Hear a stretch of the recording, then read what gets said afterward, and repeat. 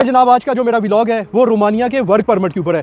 Sir मुझे बहुत ज़्यादा ये मैसेजेस आ रहे हैं कि सर ये रोमानिया का वर्क परमिट चेक करें कि ये 1 नंबर है या 2 नंबर है। ये बड़े मैसेजेस आ रहे हैं। तो सर ये मुझे बड़े मैसेजेस ये करते हैं कि सर ये मिनिस्ट्री चेक करें क्या ये मिनिस्ट्री से इंप्रूव हुआ है या इसका एम्प्लॉयर ने 1 नंबर इंप्रूव किया है। सर मैं बिल्कुल वाज़ेह बताना चाहता हूँ, सर आप मुझे इतने ज़्यादा मैसेजेस कर रहे हैं कि सर ये वर्क परमिट 1 नंबर है या 2 नंबर है। सर आपने पहले एडवांस पैसे दिए। सर मैं जो भी बंदा मेरी ये बात सुन रहा है जो रोमानिया का वर्क परमिट अप्लाई करना चाहता है, मैं उसको ये बताना चाहूँगा कि अगर आपका वर्क परमिट 1 नंबर भी है, अगर वाकई मिनिस्ट्री से अप्रूव हुआ भी है, तो इसकी जो वीज़ा रेशियो है पाकिस्तान से वो 30% है, यानी 30% चांस से आपको वीज़ा मिल सकता है और 70% चांस से आपको वीज़ा नहीं मिल सकता। इसलिए आप सर ये अगर अल्लाह न करे कि 70% में अगर आप आ जाते हैं, अगर आपका वीज़ा नहीं लगता और आपने किसी एजेंट या किसी कंसल्टेंट को ये पैसे दिए हुए हैं, तो सर ये आपको बहुत बड़ा नुकसान हो जाएगा। तो इसलिए कोई भी मेरी अगर बात सुन रहा है जो रोमानिया के लिए वर्क परमिट अप्लाई कर रहा है, तो मेरी एडवाइस है कि किसी भी बंदे के साथ अगर आप ये कर रहे हैं तो उसको डन बेस पे करें।